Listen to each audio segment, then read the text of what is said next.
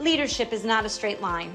We are responsible for so much as leaders, our staff, our facilities, our customers, and clients. This week, I'm joined by Adam Glinn, CEO of the JCC of Middlesex County.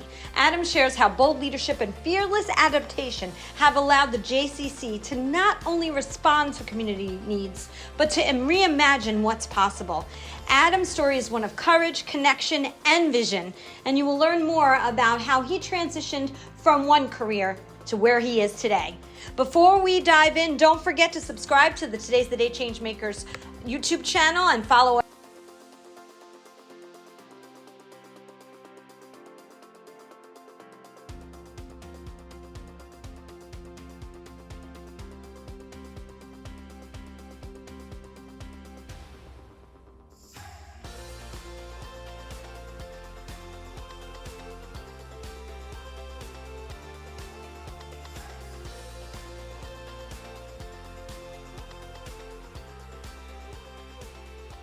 Hello, everyone, and welcome to another episode of the Today's the Day Changemakers podcast. I am your host, Jody Grinwald, and every week I interview the changemakers, the inspirers, and those who are disrupting the status quo in the best way possible. And today I have Adam Glinn with me. Hi, Adam. How are you? Good morning, Jody. How are you? Nice to see you.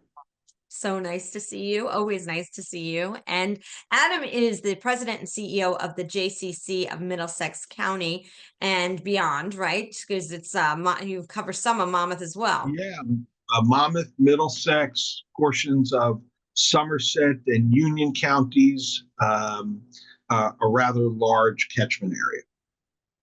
And we're going to get into the incredible work you do at the JCC, but I always like to start out and have our listeners who are from all over the globe. Thank you so much to our listeners who listen in from now. I think we're at over 865 cities around the globe. So thank you to those people.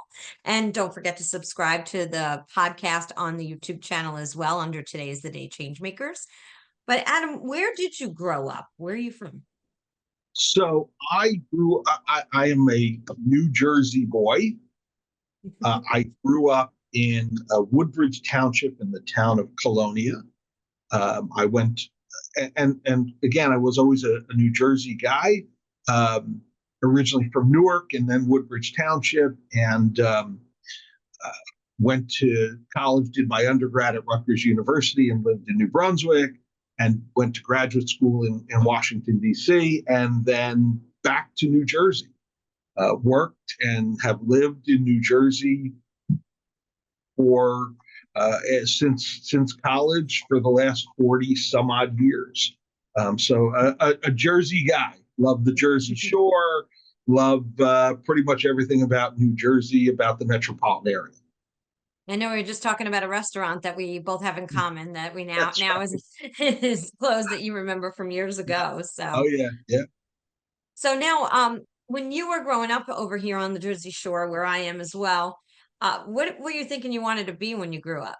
You know, it's funny. So when I was younger, little, and I don't remember why, I originally wanted to be an orthopedic surgeon. Okay. Sounds good. And that changed. And then I decided I wanted to be a lawyer. And that was frankly an influence of a couple of cousins of mine with whom I was and am particularly close, both of whom older than I, and one significantly older, and both of whom were attorneys, and that influenced me, as well as I was always, from the time I was a child, I was always interested in law and government and the ability of institutions to do important things. And the law seemed kind of the way to go. I was into politics and that kind of thing. And so that's what I did. And then, but as I grew older, most predominantly as a result of my parents, became very involved in communal and civic work. That's really what I grew up with from the time I was a child. my parents, my family were very actively involved in community, civic, politics, Jewish communal work, and kind of the greater community, always in leadership roles in nonprofits and community organizations. That's all I knew growing up. My parents were what they used to term themselves. They were Kennedy and King liberals. That was they grew. They came of age as parents, and I, from my youngest age in the early 1960s, that's who they were, and it was always activism and communal involvement, and that's what I knew. So I became involved at a relatively young age in communal and civic work as a lay leader, and ultimately decided that was where I wanted to spend the rest of my life. And so I transitioned from the law to doing nonprofit work. Wow. I know you for quite some time, and I learn more about people that I know for quite some time on this podcast than I do when I just have a conversation with them. I did 2 podcast episodes yesterday. I recorded them, and I was like, I knew these people, and I'm like, I don't know that about you. Not know you were a lawyer before this. Yeah, I'm sorry we didn't talk about that. No, we didn't. So now what type of law? From my perspective, it's interesting. It's been a long time. I mean, I haven't practiced law in years. And so when I first graduated law school and got my first job and began to practice law, I loved it. I grew very disenchanted with the law early on, and did it for a number of years very unhappily. And that's not a judgment on the profession, because I have tremendous respect for the profession and the importance of it. But it just became untenable for me. But and this is really what I should have been doing my whole life. And so, because of my lay leadership and my involvement in the greater community, it was a transition that was it was kind of natural for me. It is incredible, because I do believe, and this is just my personal belief, the nonprofit is a calling, right? I sat in front of a group of 300 high school students at an event, and I was the speaker, and I asked, how many of you in this room have thought about a profession, a career in nonprofit? And not one of them raised their hand. Not one. When I was done sharing what it gives to you as a person being involved in creating, and doing to help others, then I had a line of people at the end of the students asking me, how do you start a nonprofit? Can you give me some pointers? So we don't talk about the sector enough, because of the fact that it is, and I don't know if you listen to Simon Sinek, but Simon Sinek has this thing that nonprofits should be called for impact, because nobody wants to work for the not-for-profit sector, when we all want to be for something, not against something, or not for something. So I don't know what your thoughts about that are, but it found you, it sounds like, because your parents were very connected to it, and it was such a passion for them. But what are your thoughts on what I just shared? It's interesting you say that. And again, for me, it is what I grew up with, and my brothers and sister as well. So, I mean, my sister actually is an executive director for a nonprofit also. Both of my brothers are very, very, very, they work for the for-profit corporate world, but they are both, and the families are all very involved in nonprofit and communal organizations that span the gamut. It is what we knew. All we knew from the time we were little was my parents were at meetings for this organization or that. We went to events and programs, and we saw them in activist movements, and that's what I grew up with. So for me, that was what I knew. But I think what you're speaking to is in large part just a lack of knowledge and information, a lack of understanding among whether it's a generational thing, and I think part of it is generational, that the people you are speaking to simply don't know enough about the opportunities in the nonprofit communal world, in the NGO world. They simply don't have a sense of, again, what the opportunities are for them and the breadth of fulfillment they can achieve. Look, we all say, you go to work in this world, you're not going to get rich. Nope. Okay. And historically, you and I both know that one of the challenges that nonprofits have always had is, and sometimes we are our own worst enemies. We want the best people, but we don't understand that the best people, that it takes things to get the best people. Okay. I think that is changing. Hasn't changed fast enough, but it's changing. You can live a very wonderful, comfortable, fulfilling life working for the right nonprofit. Okay, you can. But beyond that, there are so many opportunities for us, a breadth of fulfillment, that people, again, they're just simply not aware. Okay, I as you know, when I became president and CEO of the Jewish Community Center of Middlesex County, I began a process of reinvigorating the professional staff. And one of the things that we always talk about with new employees, with candidates for employment is, look, I think you're outstanding. You have a set of skills and knowledge and all of that I want to have here so that we can impact the most people in the most ways. I understand you can probably make more money working at some other place.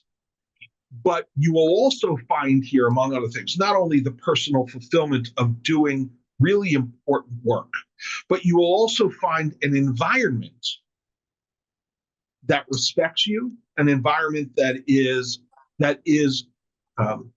reflective of your personal values, an environment that promotes you and your family and your wellness, all of those things that you will likely not get somewhere else. There is a flexibility. There is an understanding of the fact that you have other responsibilities. And so we create a work environment, and we have the ability here to create a work environment that has a value to it, to people. And that has helped us in attracting the right people. Nonprofits do that. And if a nonprofit is doing its work well, that can offset some of the challenges that a generation thinks may exist in working for a nonprofit. So I think good nonprofits have a wonderful array of things to offer.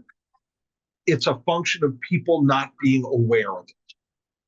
Well, I think what you said before was true, is that most people feel like, well, no, you don't want to go into that work because, you're going to have a tougher life because you're never going to make the salary that you could make in the corporate world. But you've got to also be ready for the corporate life, right? But not to say, though, I will say I did, and years ago, which things have changed tremendously. I did the set 60 to 80 hour work weeks when I had little kids, and the emails were coming in back then at 2:00 in the morning from my supervisor.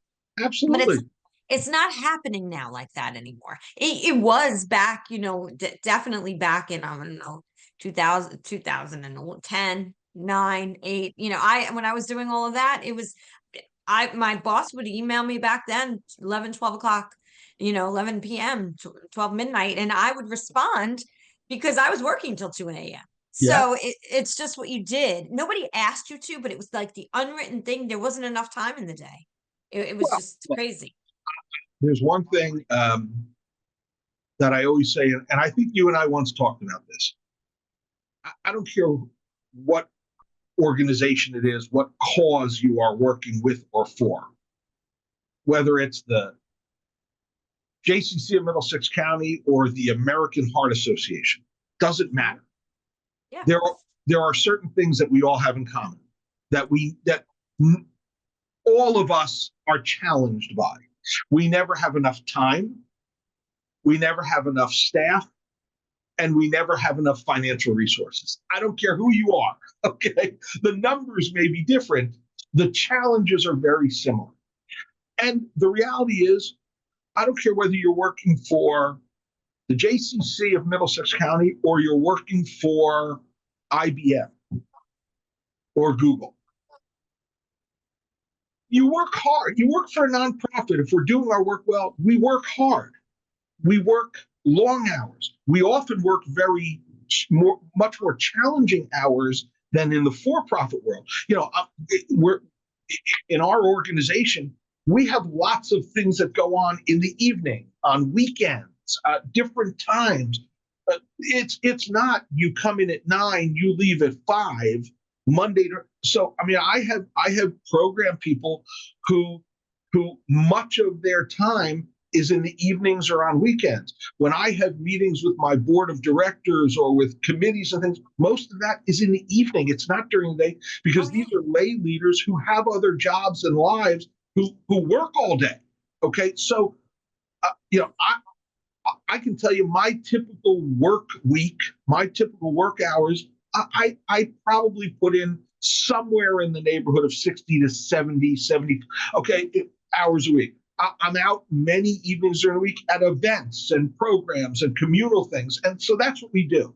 But at the same time, if one of my staff members says, I need to work from home today, or I have a program I need to take tomorrow, I've got a conference with my child's teacher, or I've got to do it, they have the flexibility to do that they wouldn't necessarily have working somewhere else.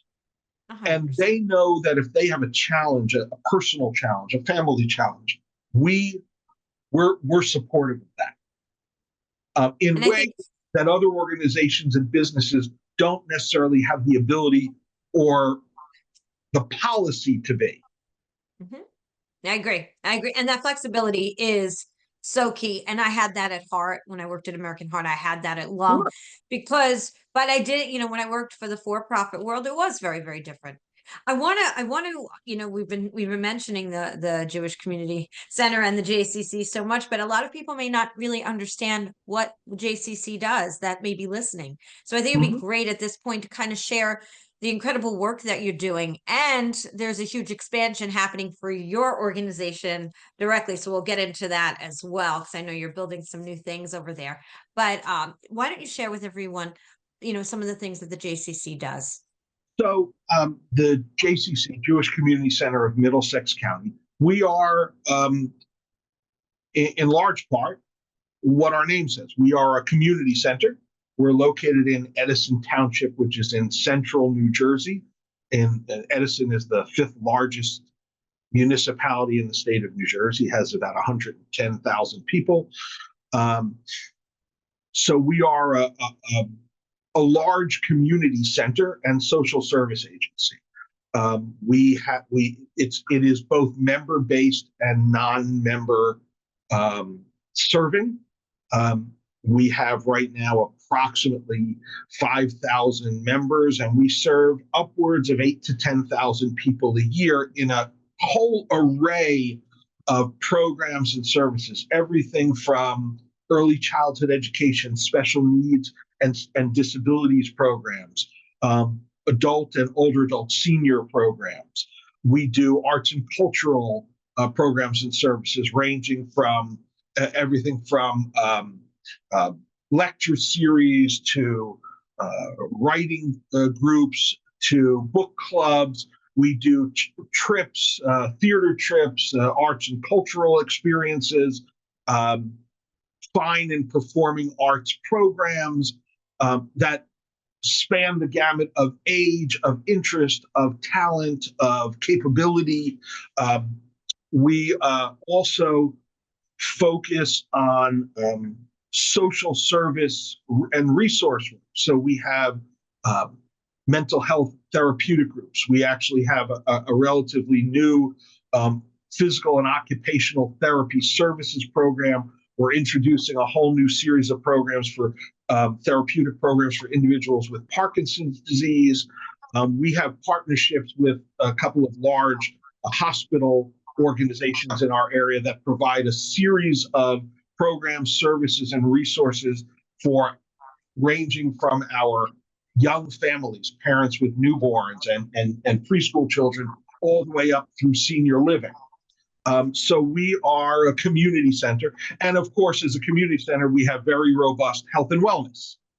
We have a huge aquatics program.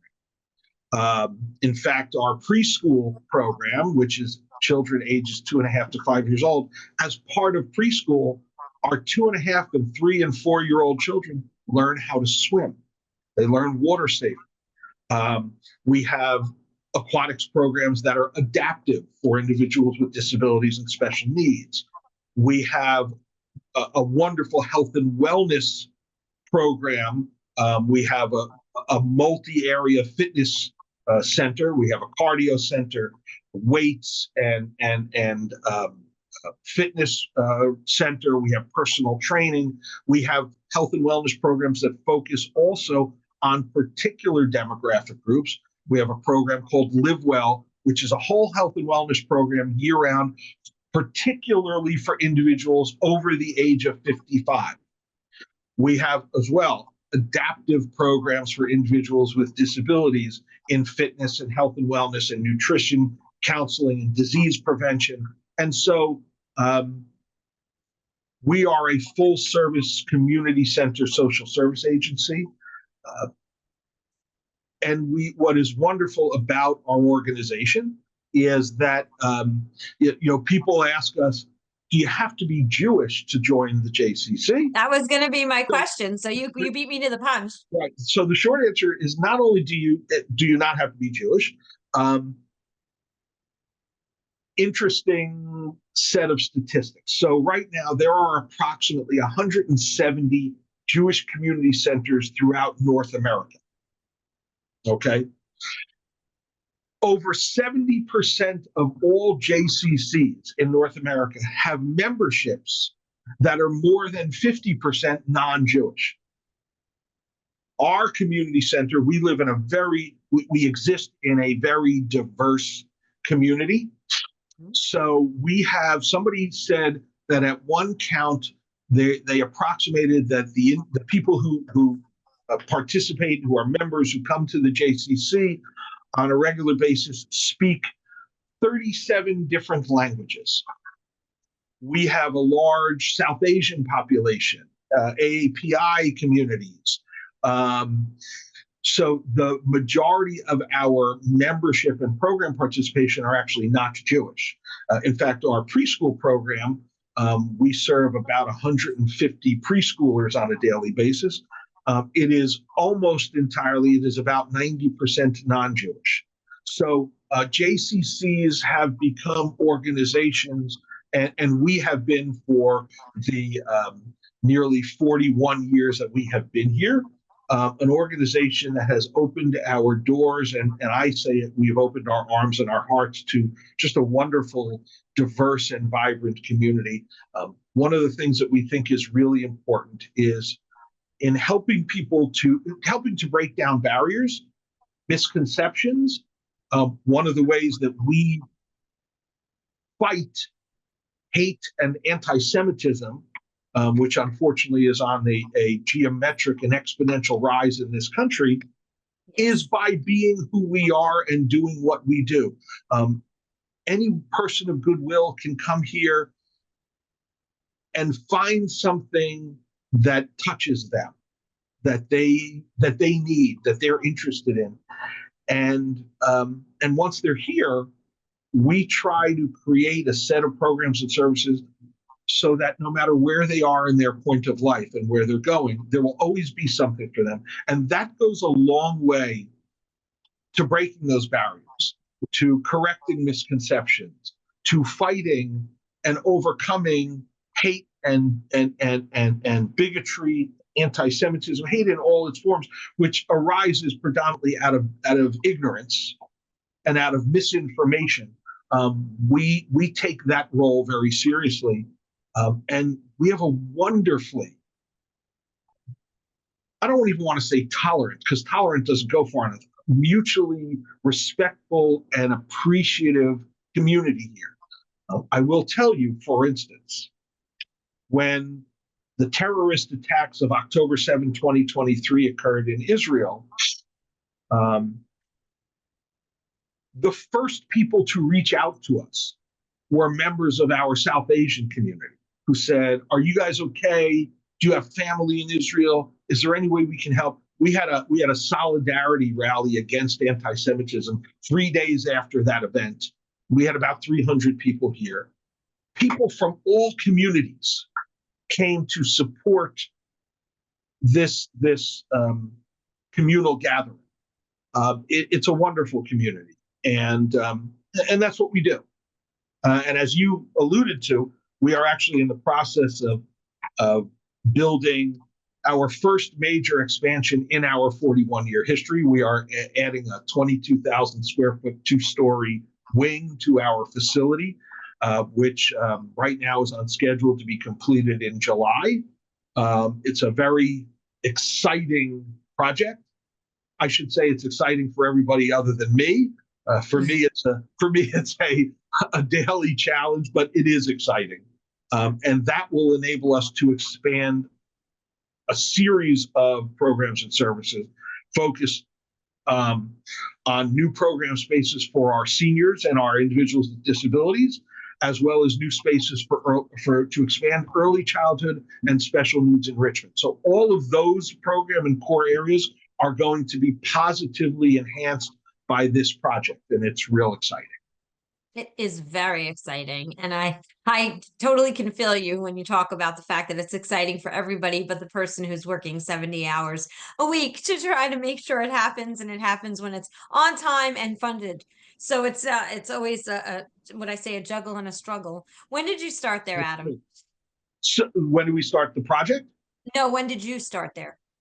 So I was doing nonprofit and particularly development consulting work. And I then took a job here as the director of development in June of 2017. And that role expanded over a few years. And then on January 1 of 2022, I became the president and CEO. My predecessor was retiring. And the board of directors created a committee to do a search, and I threw my hat in the ring and was fortunate enough to have gone through the process and been ultimately chosen to succeed my predecessor. And so it's what is that, about almost 3.5 years now. Yeah, you know what? I thought you were there way longer for some reason. So that's truth be told. So in a professional staff role, I have been here since June of 2017. My family has been involved in the JCC. In fact, my family before me has been involved in the JCC for nearly 30 years. And in fact, I became involved in an interesting way starting in approximately early 1998. Our JCC, as you know, Jody, because you've actually been here and been part of our work, our JCC was the first of its kind and remains the only one of its kind in the country. We have a collaboration with our local community YMCA. So in 1998, I was approached, and I was not a member of the JCC, not on their board, but I was active in as a communal leader, and I was frankly fairly well known in the community. And I was approached by the leadership of the JCC to chair a very unique idea, a committee for a very unique idea to collaborate with a local YMCA. So the JCC, we had been here for many years. We owned all of the property. We were looking to enhance our health and wellness opportunities and programs and services and facilities, did not necessarily have the wherewithal to do it on our own. And the local YMCA, which was a smaller organization at the time, was looking to expand their footprint in our area of the community. So we began a series of discussions with them to create this first of its kind in the country collaboration. Two separate organizations, separate governance, management, finances, to this day, separate staffs. What we collaborated on was a facility and the membership. And we created what we call the community campus, which consists at the present time of the JCC and the Metuchen Edison Woodbridge YMCA. And we gave them some property. They built an expansion for health and wellness and childcare.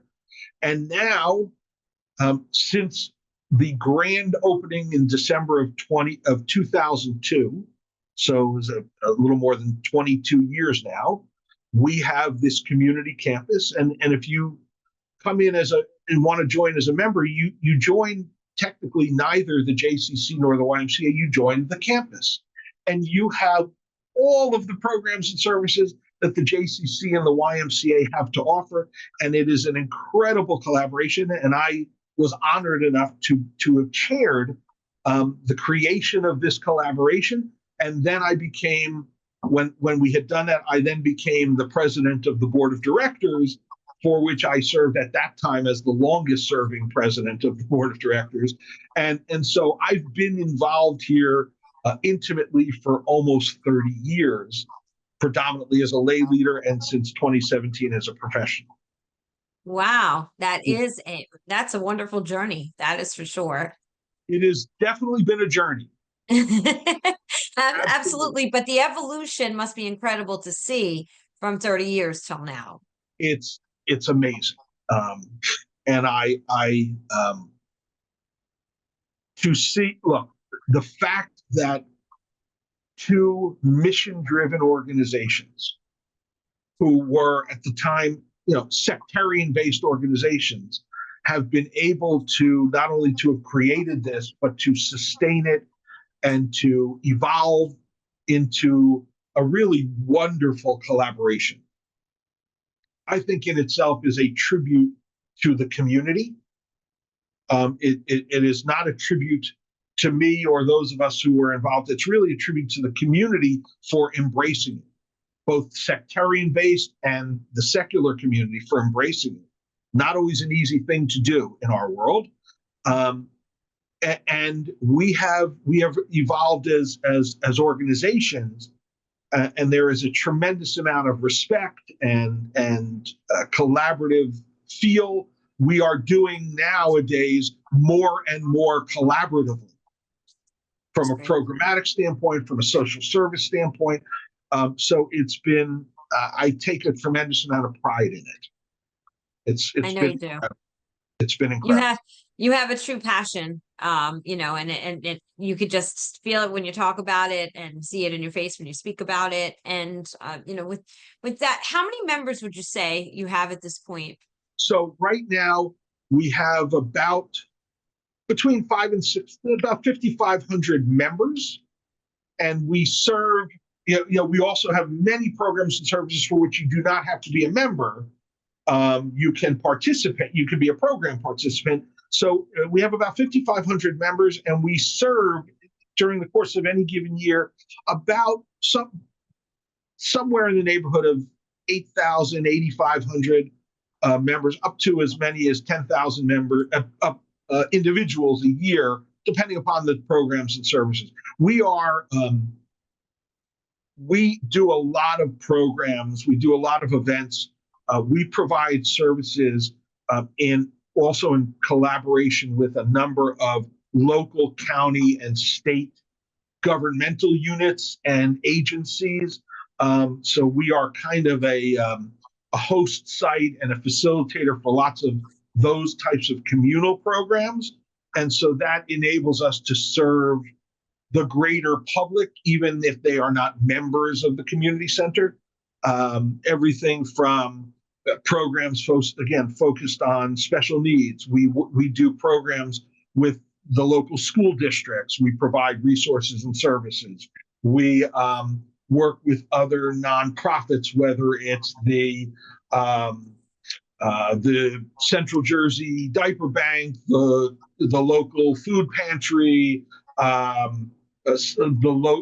number of local churches, synagogues, interfaith organizations. We do lots of that. We do work with veterans, health and wellness. We do programs collaboratively with, as I said before, with a couple of the large hospital organizations. So we do a lot of those things for which we provide services to the community, irrespective of membership. So we're able to really impact as many as 8,000 to 10,000 people a year, and we average about 900 people a day who come in and out of our facility. So it's a vibrant place. It sure is, and I've been there. It is. It's a happening place. There's people everywhere. It's awesome. But what I will say too is, it's kind of known that membership organizations have struggled a little bit in general, and in some ways it could be more so the business than focused on lifestyle. But I have heard some statistics that the membership organizations have struggled a little bit. What do you say is your success? Besides, you have such an array of things that you offer to the community, which to me just sounds, from a layman's person listening on the outside, although I've worked for many not membership organizations, that you have so much that there's something for everyone. Is there something else that's a success point for you? Look, you are right. Membership organizations, ours included, that have struggled, or you know what? I don't want to say we have struggled, have been challenged over the last several years. And certainly the COVID pandemic was a game changer. And I don't like to kind of fall back on that anymore, but the reality is it changed the world. It changed how people live their lives. It changed lifestyles. It changed need and interest. And so we, as a member-based organization, have been challenged by that as well. I would be misleading people if I made everything sound so rosy. But at the same time, there have been silver linings, okay? And the major silver linings were of COVID and that experience was, it made us keenly aware of the importance of constantly reevaluating who we are and what we do, and making ourselves as flexible as possible.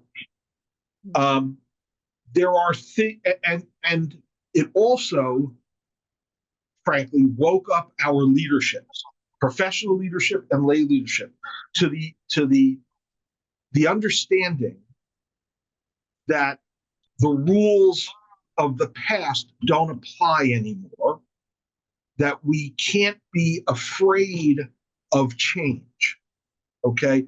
You can't run an organization in fear of change. You have to embrace that as an opportunity. And so what does that mean? Well, for us, it meant the introduction of a whole new array of programs that we never thought we would do. For instance, we began several months ago a new physical and occupational therapy services program. That's never something we thought we would be in the business of, okay? We are introducing first-party mental health services here. We were always the type of organization that would refer people to mental health services providers. We have pivoted, and we are becoming a first-party provider of mental health services. We have recognized that people are looking for different types of activities within a genre. So whereas in the past, if people were interested in the arts, in fine arts, let's say, our response to that would be, okay, we're going to have a lecture series on famous artists. We're going to have a trip to museums. Now what we do is, in addition to those things, we have introduced interactive programs. We have artists who come in and lead an 8-week class on ceramics, on painting, on whatever different fine arts experiences. We have somebody who leads a writing group rather than lecture series on authors, leads a writing group where people produce their own, their own writing. We have engaged with local arts societies to do exhibits and things like that. So we focused on, rather than here's a gym, come exercise, I'm going to introduce a program, a comprehensive program for people of certain demographics, certain ages, certain abilities, where they can be active. Okay, it gives them a different reason in a safe, secure, accessible environment to do things that they would be afraid to do on their own in a gym or on their own at home. And so we've embraced being different than who we were. Yeah. And that grew out of the recognition that things had changed, and we couldn't fight the change. We had to use that as an opportunity to think differently, and that has, again, and from a business standpoint, because we're a nonprofit, but at the end of the day, we are a business.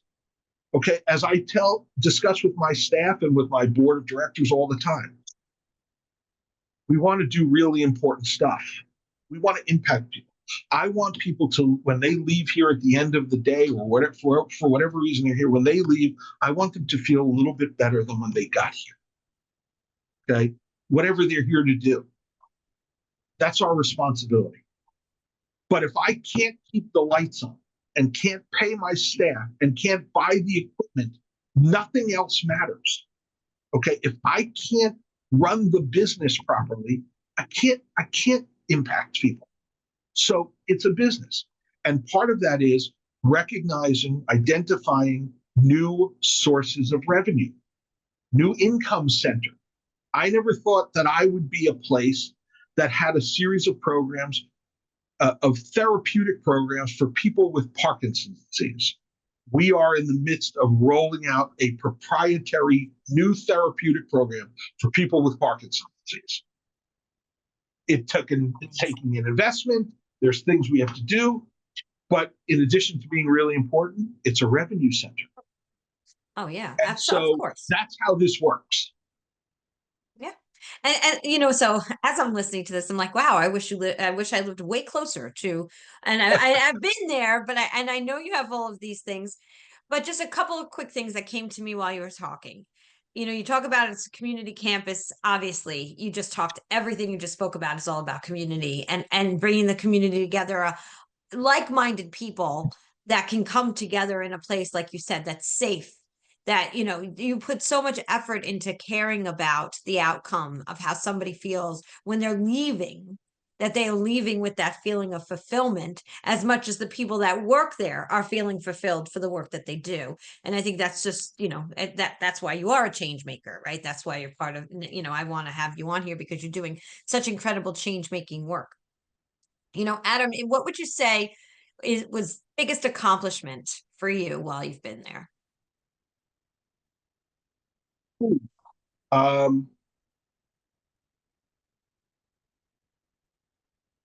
would say the fact that I pretty much kept all my hair. That's been an accomplishment.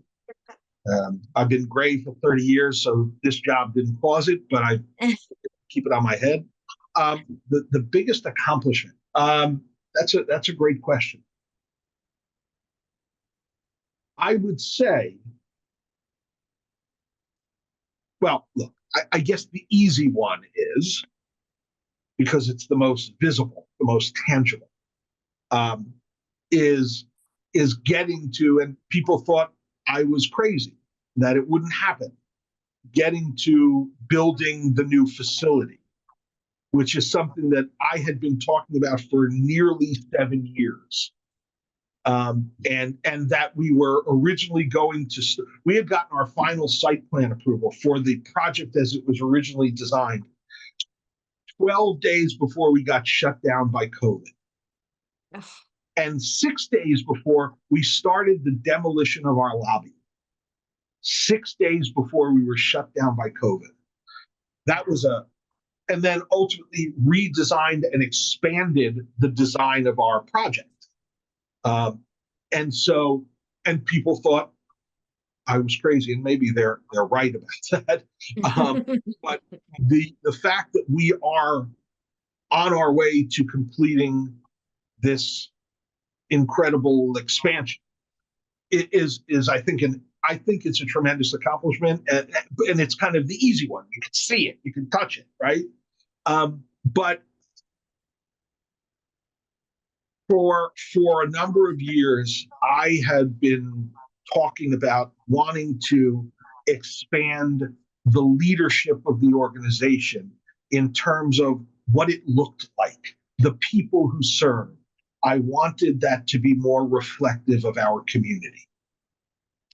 And that took not only by having to get buy-in from our existing board of directors, but to really take a look at all of our governance documents and to really take an honest look at them and be prepared to modify that accordingly. And then we finally, a year and a half ago, had a wonderful subgroup of people that I worked with, and it took us almost 13 months, both to do education of our existing board and then to do what became a complete revamp of all of our governing documents and an introduction of a whole new set of guidelines and expectations for our board of directors that ultimately enabled us to completely revamp that process, the buy-in of the board, and we have since been able to expand what our board looks like and welcomed different people from our community that are far more reflective of our community, and has created an incredible leadership team. To me, that was a real accomplishment. Not a sexy thing that you see because it involves, working on documents and thinking about how you create your leadership and what the expectations are and new sets of bylaws and all of that stuff. But that enables us to have a leadership that is reflective of the community, and therefore the outreach to the community and the response of the community is tremendous and is much more is stronger and much more credible. That was I took a lot of pride in that, because it took a lot to frankly change some people's way of thinking, to educate people. Not an easy thing to do. So that was a wonderful experience, frankly. And I think a tremendous accomplishment for the organization.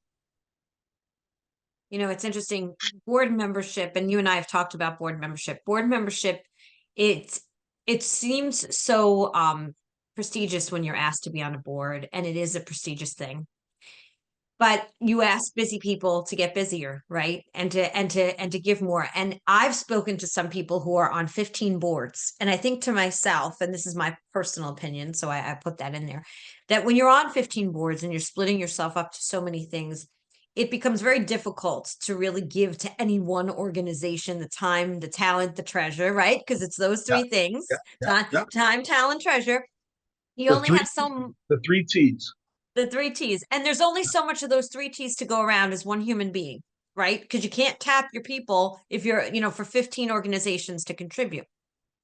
And so it's a hard training for board members, those who are the people who you want to be in front of, those who you need involved in your organization. But sometimes, and this has happened to me, we would have 4 board meetings a year, and because you've got the busy people, they can't make half of them. And or you try to get 100% participation in giving, but it's hard to do because they're also giving to the 15 other organizations that they're on the boards of. So, you've run boards for a long time. You've been involved with, running your board there and been on boards. What would you say, in just kind of a short synopsis, the best advice to give a board member coming onto any board that you could give them? What would that advice be with your experience?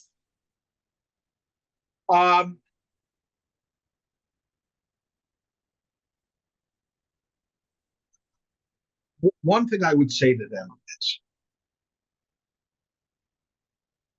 there is a difference between lowering your expectations and managing your expectations. One of the things that I talk about with staff and as they liaison with the board is, I, as a leader, I have set, and I ask our board chair to set expectations, and they should be set high. You should be confident in where you want to go.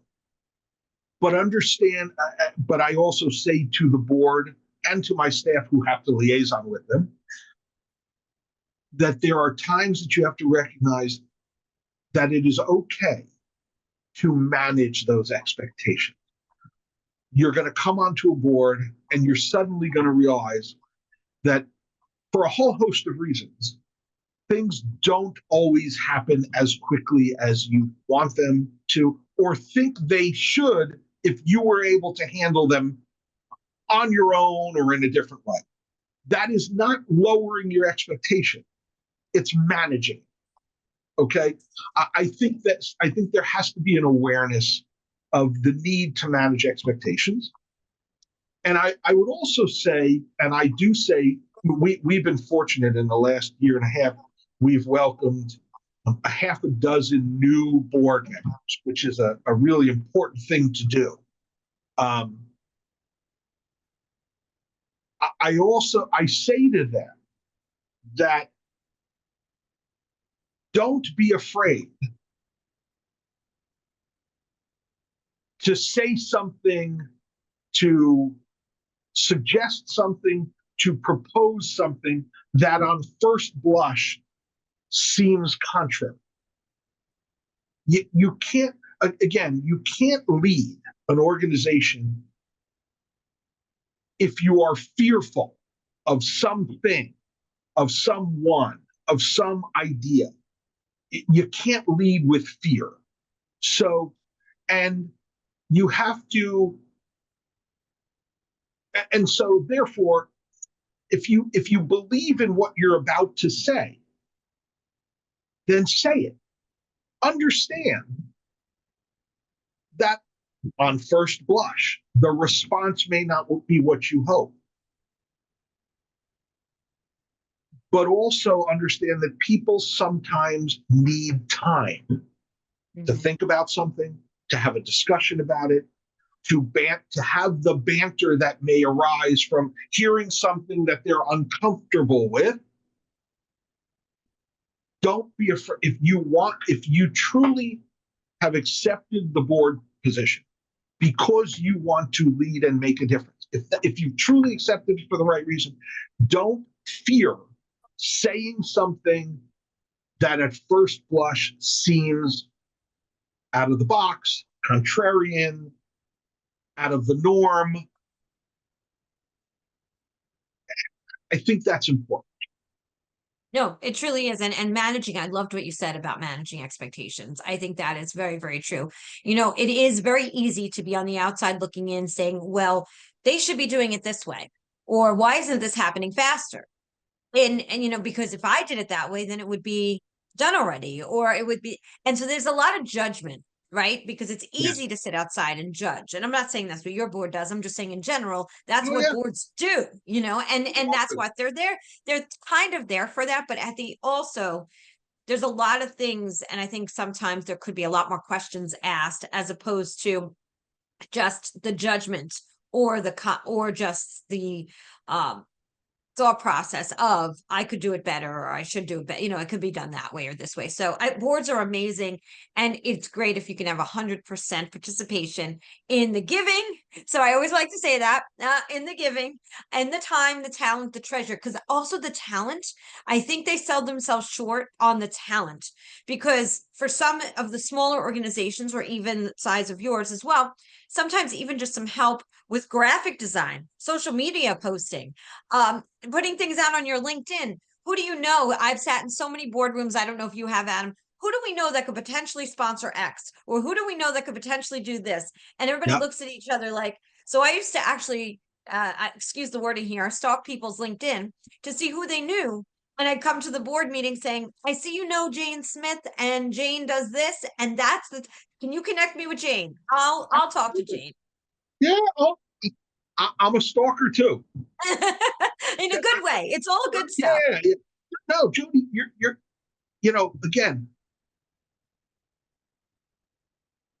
and look, sometimes it's a generational thing.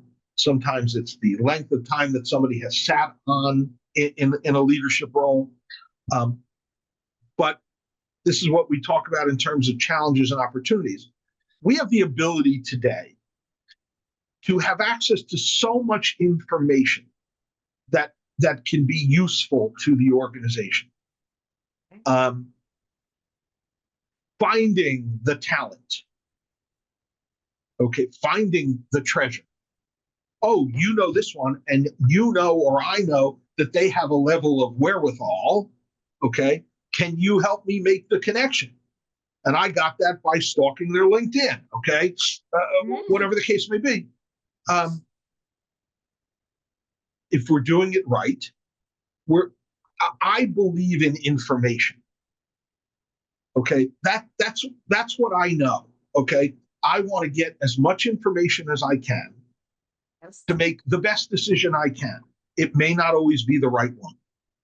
The motivation will always be right. The decision might not be, and that's what happens. Okay, we make good decisions and bad decisions, right and wrong. As long as our motivation is right, that's what matters. We can always fix what we screwed up. Okay, but we have access to information. We need to use that, and we need our board to understand that their role is to be part of that process, of the time, talent, and treasure process. And one thing I always remember this. This goes back years. I'm sitting with one of our major benefactors with whom I have developed a wonderful relationship over the years, and we're sitting, and he said to me, he said, Adam, we were talking about soliciting gifts, and the fact that Jody, you and I both know when people hear that, when board members say, I don't like to ask for money, I can't ask for money, I'm not comfortable. Right. We all hear that all the time. And I always said I have a synapse problem in my brain because I love doing that. I'm never uncomfortable with that. Okay, and you're the same. But people are uncomfortable with it. And the one benefactor said to me, he said, Adam, here's the thing I always tell people. You're not asking for yourself. You're not asking to put money in your pocket. You're asking for something bigger than you. You're asking for something that you want to use to help somebody else, to provide important impact to somebody else. You should never feel uncomfortable about that. And I always think about that. I'm not asking for me. I'm asking for something that I truly believe in, and that I know is in the greater interest, and therefore I'm comfortable. And if they say no, they say no, because they're going to say you're going to get far more no's than yeses. That's how this works. That's okay. So that's what we try to tell our board. And the no's can be, okay, so if not for you, is there someone you know who would be potentially interested in our mission, right? So there's always that next question, there's always that next follow-up. Absolutely. And the other thing I want to mention that you said sidebar here is that, you know, we have a tendency, all of us, to get upset when things don't go our way. And you said something, you know, we may make a mistake, but there's a way to fix it. The only thing I always used to tell my staff was this: we're not doing the brain and heart surgery. We are not. And if we were making a mistake, that's a whole different type of mistake. But the work we're doing, we can fix our mistakes, right? We're trying to make the community better, help Yep. more people. We're not doing the surgeries. And if we were, then there's no room for error there. Just like we say, the weather people, right? The meteorologists, they're allowed to be wrong 50% of the time. It happens, right? We were supposed to get 2 feet of snow just a couple of days ago, and that didn't even happen. So it is, you know, we have to give some sort of grace to those when we make mistakes, because we're humans, not computers. And computers, we all know, I'll get on Zoom and it'll say, now you have to go for an upgrade. And I'm like, well, I have a podcast. That doesn't work for me. So Correct. it happens. And Adam, I could talk to you for hours because there's so much here to discuss, but I want to just do a quick speed round. And you kind of gave me one of the things that I would have going to ask you. Uh-oh. Well, Yeah. no, it's good. It's kind of Okay. like, I love what you said, you know, just a few minutes ago. I was going to say, what is something a mentor, like a speed round we were going to do right now? What is something advice a mentor would have given you that you still hold true to this day? And it sounds like that might be what the person sent you just a minute ago might be it. Yeah. You know, this individual has always been a somewhat of a mentor of mine. And I always remember what he said about, you know, asking for support. He also is the individual that has always reminded me that this is a business and that it's okay for a nonprofit to conduct its business in the right way. Okay, we are Right. we are a business and we have to conduct ourselves that way. And he always reminds me of that and has reminded me of that, and that's gone a long way.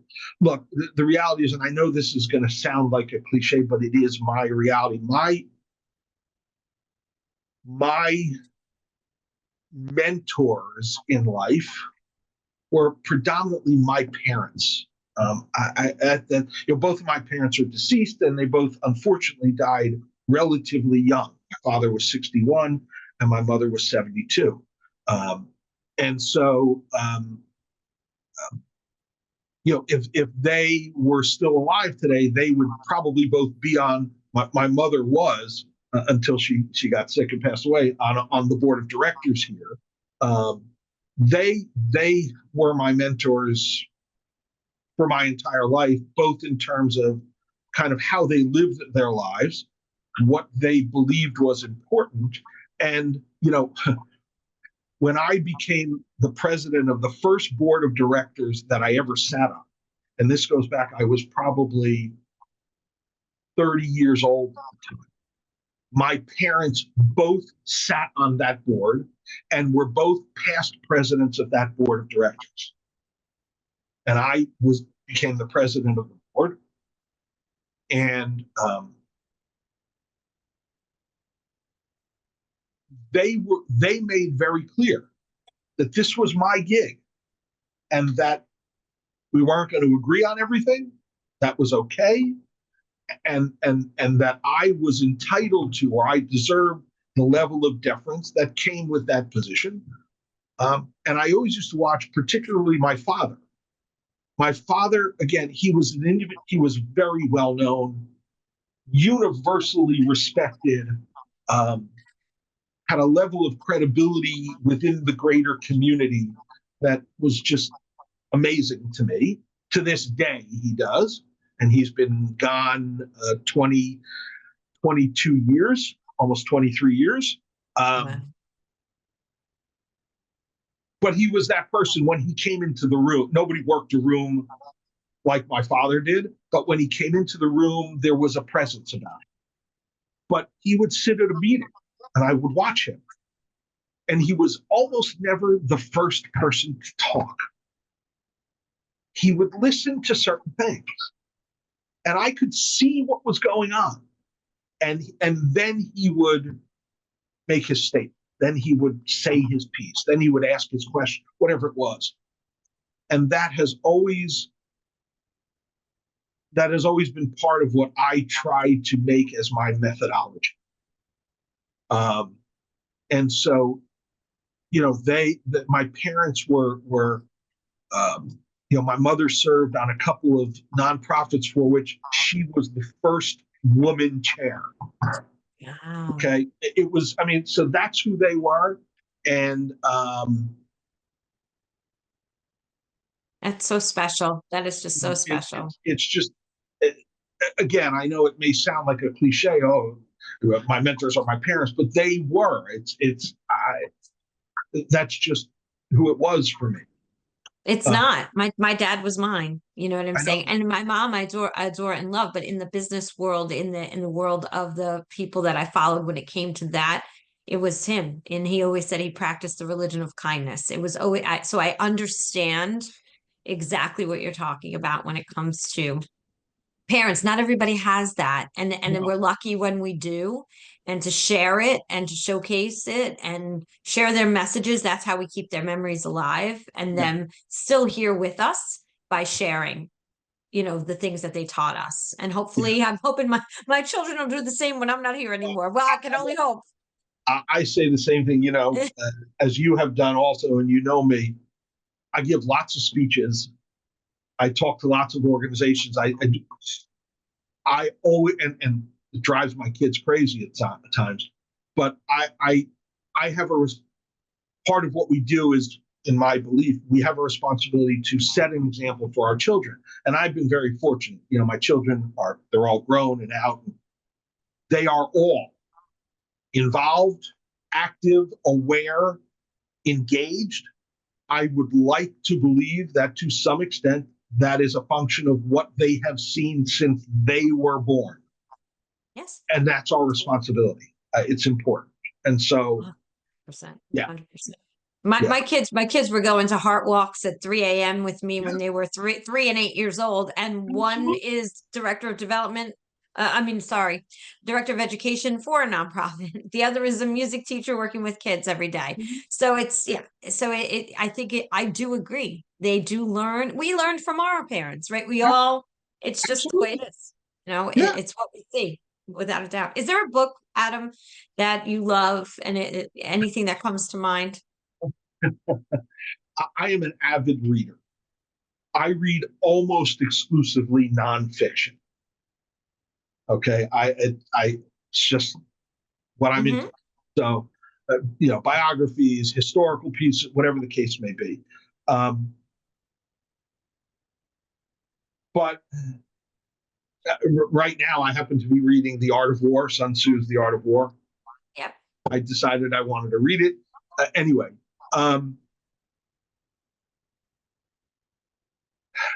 but that being said, there are two books that I have read in my life that I consider among the most important books that I've read. One of them is Of Mice and Men.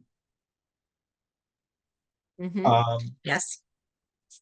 And that is, I think, predominantly because of the interpersonal relationship that is the centerpiece of that book. Yes. And the other is Dickens' A Christmas Carol. So, and it's very funny. So, and in fact, when I was in high school and going into AP English, American literature, and the summer before senior year in that class, we had to read 3 books and write, a piece on each of those books, and that was one of the books. And my family will tell you it drives them crazy. So when it comes to the Christmas season, I'm Jewish. When it comes to the Christmas season, I have recorded and I watch continuously for weeks at least 3 versions of A Christmas Carol. As you may know, The movie has been made in various versions since the late 1800s. Yeah. Okay. So there are 3 or 4 versions that I have recorded that I watch all the time. My favorite is the 1951 version with Alistair Sim.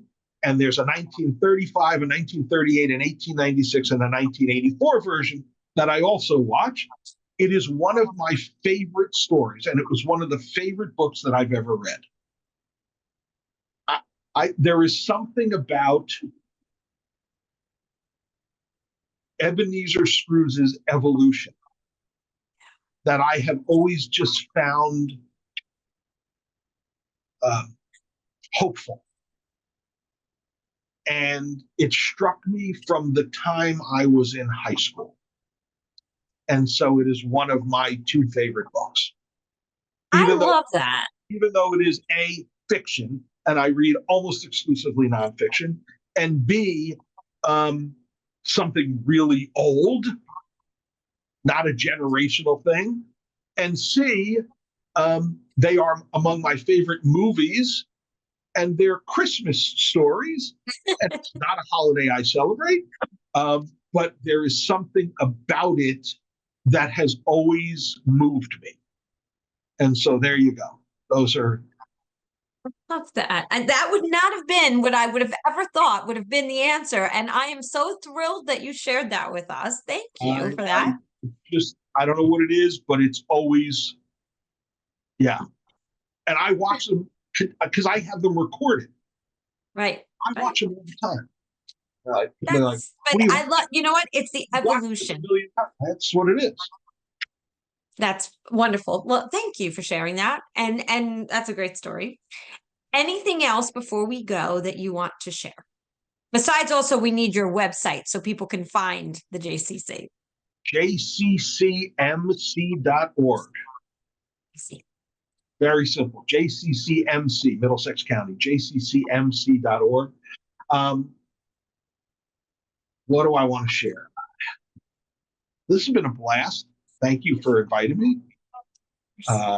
I didn't know what to expect, Jody, as well as I know you. I didn't know what to expect.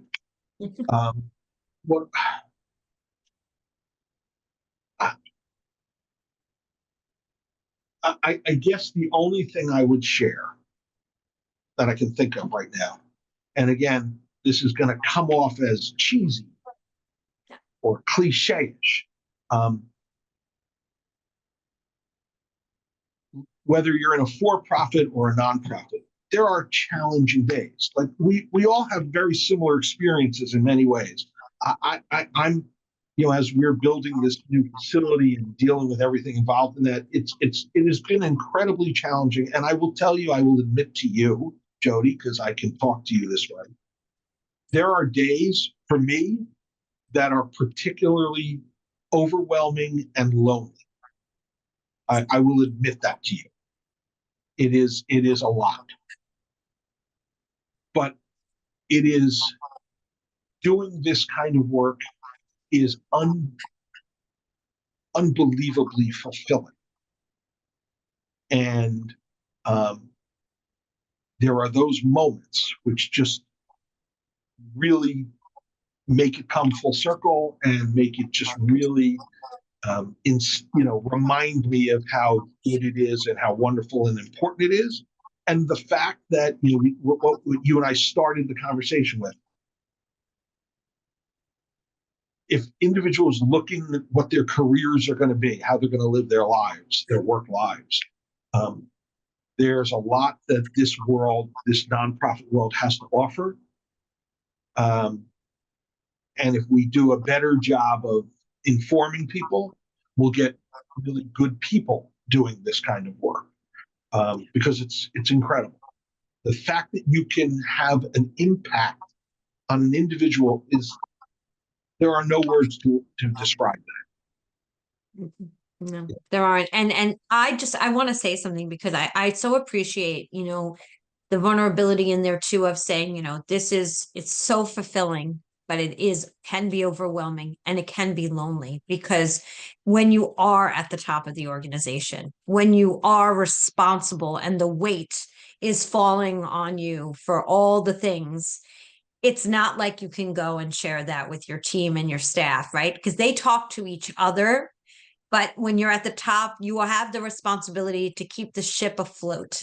And I talk to change makers. That's what I do all the time. And everybody has that, whether they say it on camera or they don't, they all say it because it's a commonality amongst leaders that it sounds all glamorous to be able to have a C in your title, a CEO, COO, but it's not all glamour and glitz to have that.